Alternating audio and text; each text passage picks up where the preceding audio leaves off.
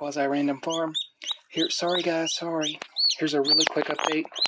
This is our 4 that has made it out of the eggs for the second brooding series. Hopefully they'll be joined by 3 more later tonight / early in the morning, but we will see. Aww.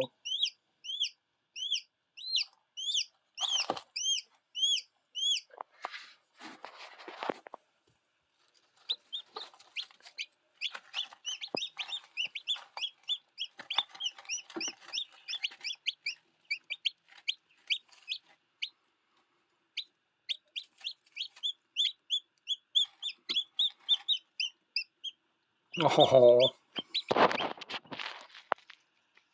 they're good and lively. That's great.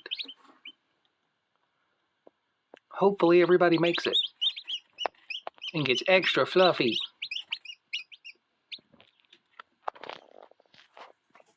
And all we did was move the 3-week-olds right over here.